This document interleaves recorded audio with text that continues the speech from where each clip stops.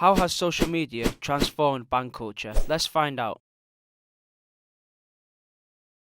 One Direction and the Beatles are two of the biggest bands of their respective times. However, both bands rose to fame under different circumstances, both taking advantage of the platforms available to promote their material. Let's start with the Beatles. Forming in 1958 as the Silver Beatles, then changing to the Beatles in mid-August 1960, the band initially promoted their music by travelling to Hamburg, performing to crowds of less than 20 people at first. On the 1st of January 1962, the Beatles auditioned for Decca Records, however, were turned down. They responded to this in October of the same year by releasing their first single, Love Me Do, with record label Parlophone, under Brian Epstein, who discovered them at the Cavern Club in Liverpool, a place which became a central point of the Beatles fan base.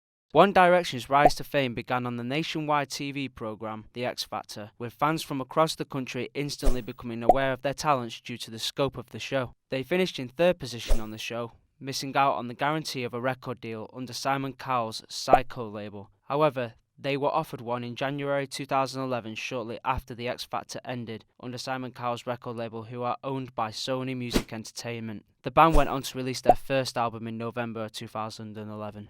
With the Beatles' second studio album, With the Beatles, underway, to promote their material they attended the TV show Sunday Night at the London Palladium on the 13th of October 1963, which regularly drew in up to 15 million viewers compared to the 19.4 million in the UK that watched the X Factor final in 2010, making it the most watched show of the year, with 60% of the UK TV audience tuning in.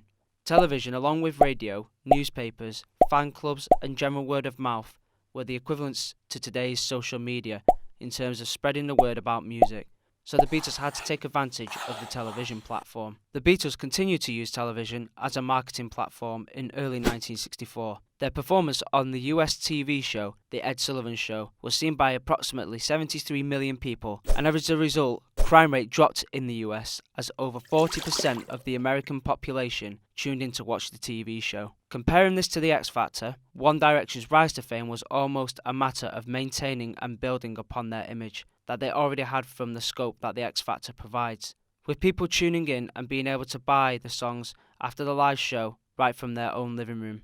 During the band's time on the X Factor, they were active on Twitter and Facebook, promoting their band in an attempt to win the X Factor competition. This built up successful social media profiles for the band, giving their fans a more intimate social media experience, calling their fans Directioners. This meant that One Direction could build an excellent path to success, in collaboration with their record deal already being in the public eye. On the 7th of February 1964, around 5,000 fans of the Beatles waited one day previous to the arrival of the Beatles at JFK Airport in New York City to catch a glimpse of the Beatles as they arrived in America for their second tour. Fans done this purely on the rumours from English newspapers and radio stations, even though still to this day are unreliable sources of fact. In the current day, a band would simply announce on social media if they were attending an event and if they were able to do a fan meet and greet, which fans could rely on due to the verified Twitter and Facebook accounts of the band. 1964 to 65 was the Beatles' most successful years, with fans purchasing 1.9 million albums called the Beatles 65, just in the US alone, and the band seemed to have took over the world with them being called Beatlemania, just like One Direction's fans like being called Directioners. With the dominating years of the Beatles in 64 and 65, they decided on releasing a film under the name Help on the 29th of July 1965, which was one of their most popular songs to date. Also in comparison, One Direction released a film for their fans about their life now, calling it This Is Us, which was released on the 23rd of August 2013. In 1966, due to the excessive force of fans trying to get into contact with the Beatles, this had a negative impact on John Lennon. The band started to have problems. The London Evening Standard newspaper published an article stating that in an interview, John Lennon had claimed that the Beatles are more popular now than Jesus.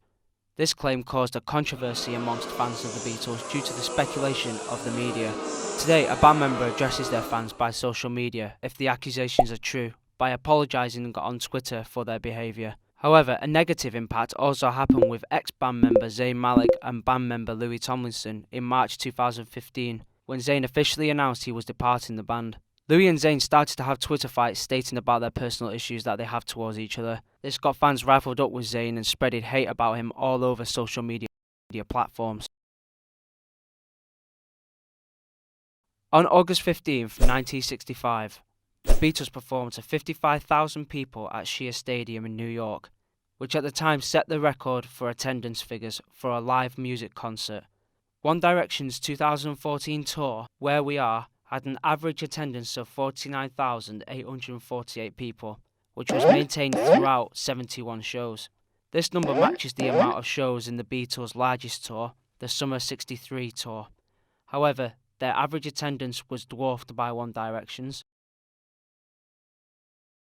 The Beatles' Twitter accounts are all record company run as far as we know, with the exception of Ringo Starr, who appears to be ran by himself.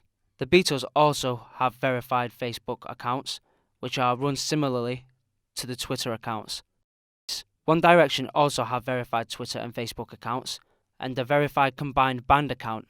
Although there is nothing publicly confirmed about who runs the accounts, it seems that the band members' personal accounts are run by the members themselves, where the majority of the combined band's accounts are run by the record company. One thing that social media has revolutionized is the way that bands promote their tours. The Beatles used to announce tours and live shows through posters, television, magazines, radio, fan clubs and general word of mouth. One Direction still announce tours via all of these methods, as well as social media. The band will release tour dates along with a specific hashtag for fans to talk and promote the tour amongst themselves.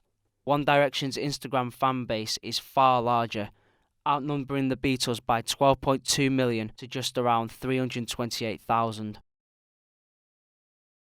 One Direction's official Facebook account currently has 38.5 million likes, compared to the Beatles' 42 million. However, One Direction have 26 million followers on Twitter, compared to 2.85 million of the Beatles. Harry Styles on average will get around 50 tweets sent to his personal account per minute from fans, whereas Paul McCartney will receive a couple of tweets per minute, most of which are not tweets from fans' personal accounts. The Beatles have a combined 600 million total album sales since 1962, where One Direction have just over 50 million since the release of their first album in 2011.